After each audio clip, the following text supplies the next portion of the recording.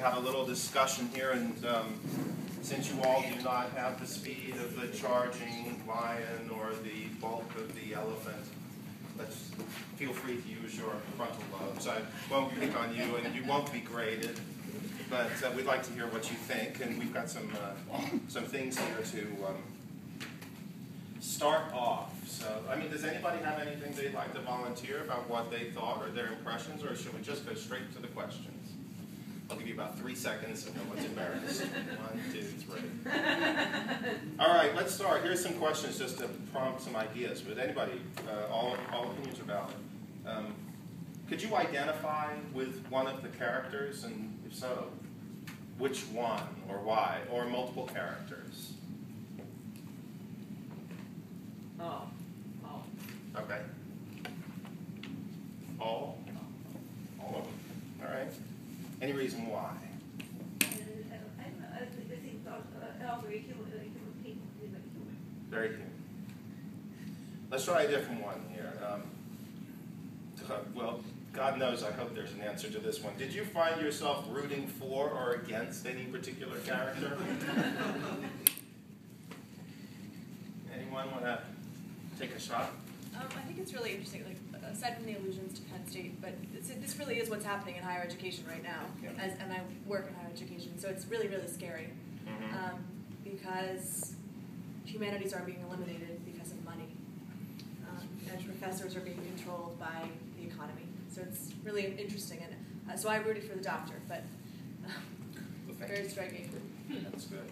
That's good. It is very, very true that we're becoming more and more judged by our ability to succeed in business rather than our ability to succeed with critical thought or doing the right thing. Or let's go to the next then.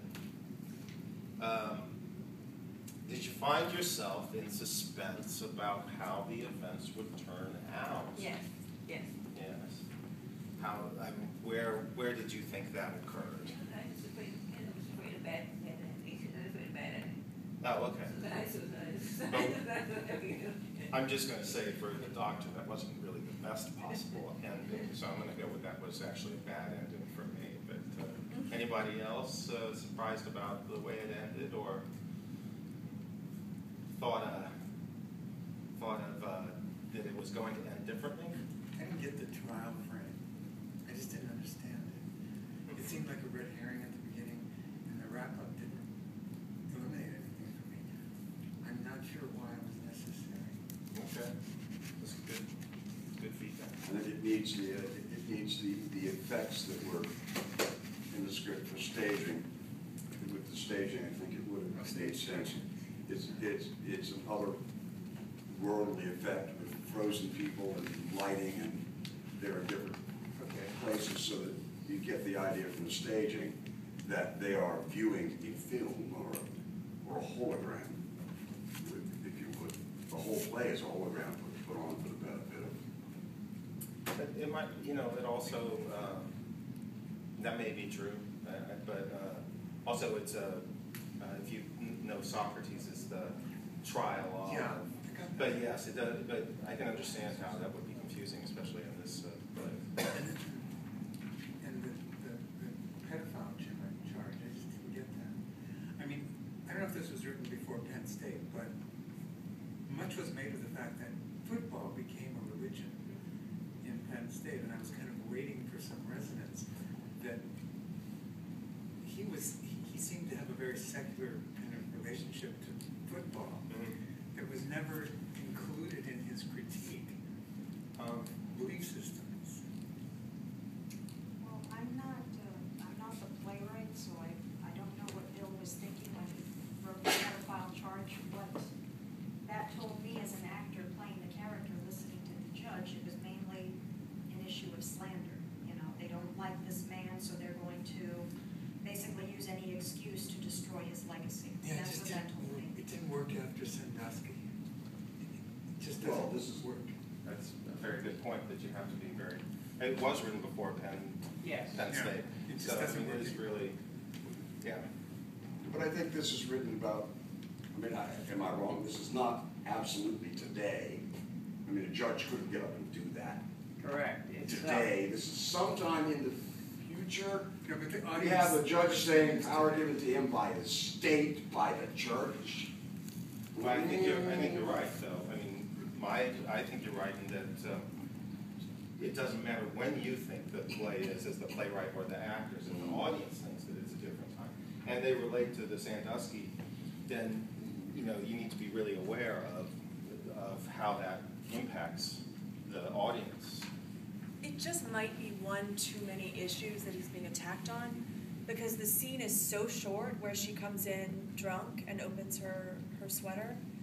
So the question is, does the playwright want that want that to be an issue of, do we wonder whether or not he did sexually harass her?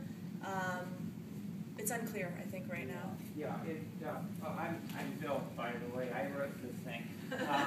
Actually, I think of the judge as a non-realistic, expressionistic, or surrealistic element. He voices the bigotry of society, and the sexual charges are designed to reveal that the court is very corrupt and represents the worst of the public. And we can certainly add some material to clarify the intent there. As a matter of fact, these readings, one of the most important purposes is to improve the script. So I encourage you all to be completely frank. I think also, one of the things the Socratic Trial had charges added on corrupting the youth, and tossed in there. So this one and then that one. Yes, sir. Well, I'd like to go back to this tension between, I'm going to say, economic viability and truth. I'll just put it that way. That schools of business are I think, trying in their own way to introduce a more compassionate approach to being successful in the marketplace and also taking care of society and employees. So I think we are trying. And I thought that the president is kind of seen as one-dimensional, uncaring, and he started to play with that a little bit by the president saying to Doc, you'd be a disaster in this role. And I think to really spend some more time on that would be useful for the audience, thinking about, because all of us have to compromise every day. We have to make decisions about what do we do to move the organization forward versus not destroying people in the process. And we had this discussion about race to the bottom. So how do we compete in a global economy? And I can tell you that I have students from other countries, and they're not spending a lot of time thinking about this. They're spending a lot of time thinking about economics and finance and accounting, operations research, and efficiency. So it's an important question, but in a larger sense, there's an economic imperative that's bigger than one individual college. So Midvale College has to compete as well. So I guess what I'm saying, Bill, is just give some better lines to the president about the dilemma that he has. I think you're very right. I think it's an example of the polarization that happens in just about everything we have nowadays. There's the thing I just read about Google, where if you're a liberal and you type in President Obama, you're going to get all positive articles. And if you're a conservative, you get all negative articles. And it just goes to feed that. And I think here you've got two opposite, you've got very far opposite views here. And you're right, if Doc was trying to run the college, it would fail miserably in a year or two. And so somewhere there has to be some kind of compromise that works with both what you're saying, the liberal arts education, with how do we make it viable. Sort of speaking on what we were talking about earlier, the sexual charges of Rebecca. I also just want to say,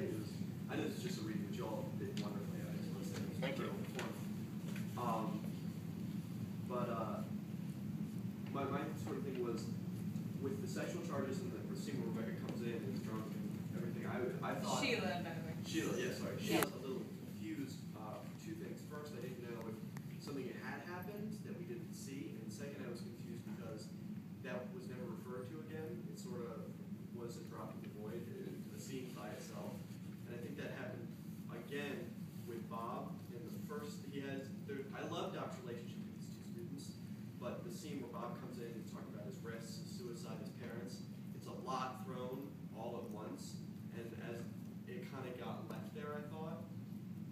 We know it happened, but it's brought up again a bit, but I feel like it was sort of cheapened a little bit. I feel like it could have been more. So that was sort of my thing. Thank you. I'll take that note. That's one of mine. Yeah, I think the student's relationship to this central character was really rich. And it really is the kind of emotional fulcrum at the end that makes the memorial service a moving moment. I mean, they really, it's through the students you see who that character is. It's a very good piece of the play. There's it's not really a method, but when I prepare for a role, whatever the role is, whether it's Shakespeare or something like this, I never look at the big message of it. I never look where I'm trying to go. I always prepare for the role by studying the mundane. So I work at the littlest things, like what's on my desk, or where I'm, or what I'm doing when this person talks to me, so that these relationships, and Sheila is really good at this too, because I worked with her before, where you stop acting, you start working on being there with the other person, and that's when the relationship starts to show. So I have another note about that, and I don't know quite what to do about it, but I have the feeling that the proportion of scenes which are just kind of happening between characters and the proportion of scenes that are speechifying, set pieces like lectures or that it was off. It was out of proportion. I wanted more of the scenes that were moment to moment between characters. I wanted to dial it down a little bit on this speechifying. It felt too ponderous. there was a lot of There's a lot of speechifying. Another note, you close your scenes by saying, I'm busy, I have to go now, I don't have time. It becomes a take. And I would rather just say, change the lights and have the scene stop rather than having incessant reminders that now the scene is over in the form of, I'm busy, I have to go now. Right. It really is a lot. I think I actually, I'm still working through the script, but there is a way to do that, I think, if the character is, if I can do more to show the character is uncomfortable with being appreciated. Okay. If I can, then it stops becoming the end, and it becomes like, please don't, because I don't do the emotional thing, I only do logic. But You see my point? It just I do, became indeed. really repetitive. Just good enough, thank you. I'll take that. Was there someone else that had a hand? Let's go there and here. Well, first off, I just want to congratulate you on having the courage to have this discussion. Thank you. And I really enjoy listening to a work that has so many wonderful moral and philosophical and ethical and intellectual issues brought out instead of all such necessity and philosophy. So thank you for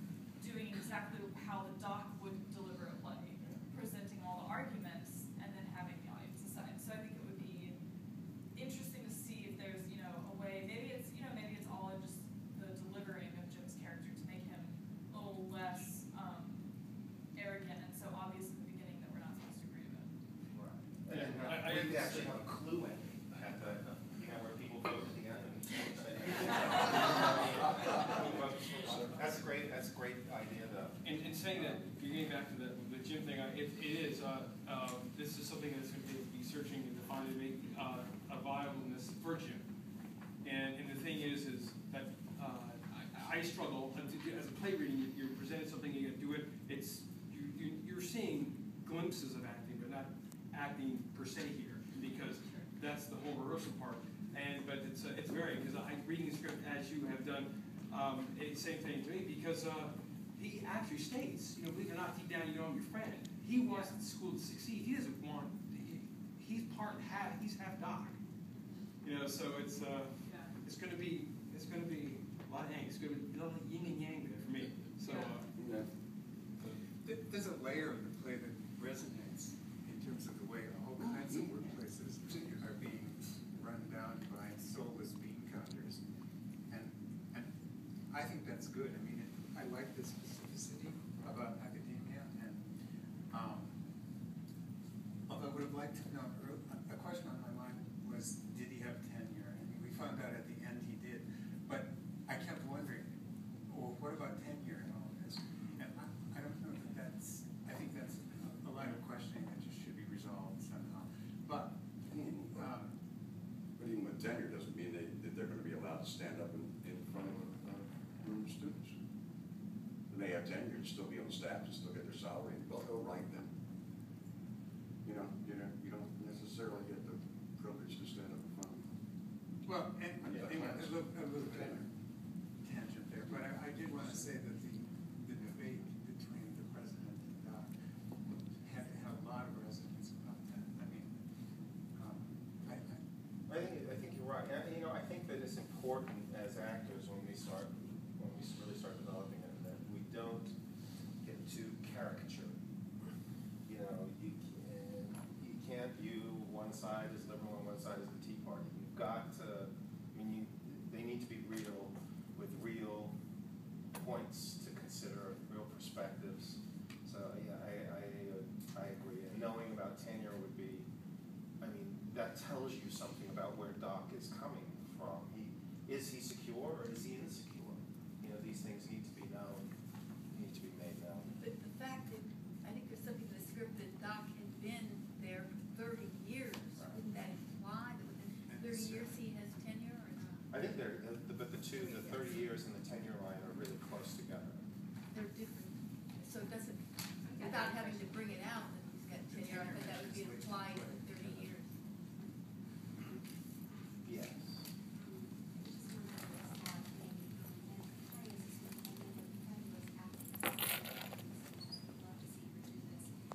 Sometimes showing rather than telling adds action, a little bit more movement and excitement, rather than perhaps her describing the scene, flying. If you actually have her in the cockpit during, very briefly, I think it's 3 different scenes that you have her describing going up and flying. I could actually see Rebecca with her arms out flying through, around the stage, and I think you'd have a little bit more movement and action perhaps to convey what you can have in those monologues, but it might be more fun for the audience, and probably for you to write it too, to have this as a scene.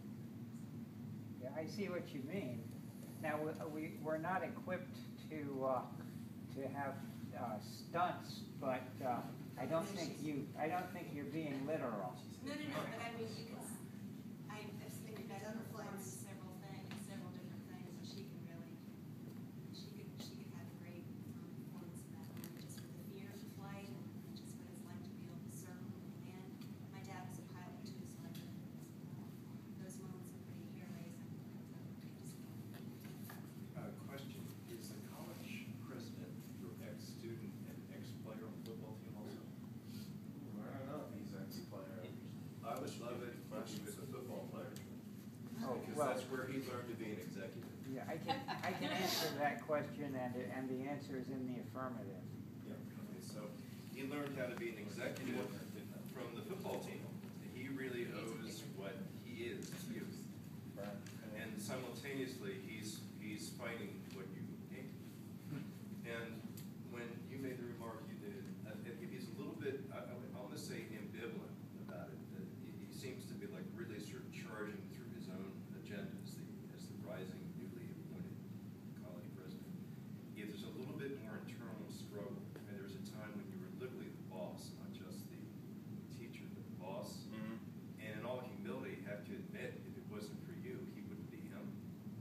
could see more struggle, but it also introduced a little bit more physicality. Football coaches, you probably noticed, are physical, and football is physical. And the idea that he is sort of metaphysically at combat, but at one time was a combator, if you will, I think it could lead to some things that might include more action activity, like the football game. You're talking about the flying lessons. I kind of wanted to see a little bit more happening in the football game. I'm not even sure what it is. I like the idea that you have a football in your hand, you just chuck the football at him, he still has good hands, that sort of thing. The things that connect people, and football connects. That's very good. I'll take that. Thanks. I'll take that from you, and then I'll claim it as my own. Really good. Yeah, that's very good. And you know, I have the hardest time in auditions. I wander. I wander. I cannot stop it. I'll audition. I'll be saying something really powerful, and I'll just stray over here. And you always have to move forward in an audition. You have to keep going forward and doing things that way.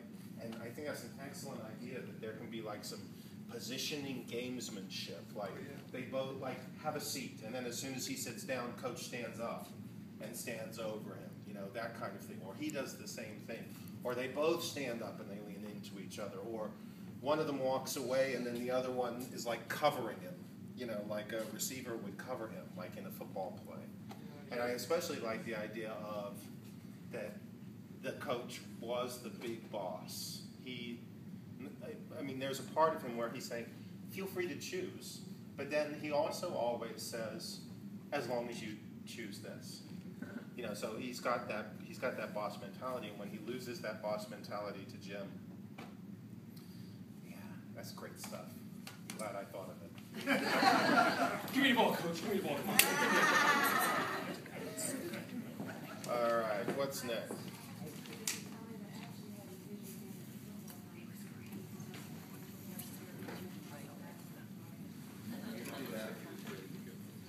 Is that good? One more?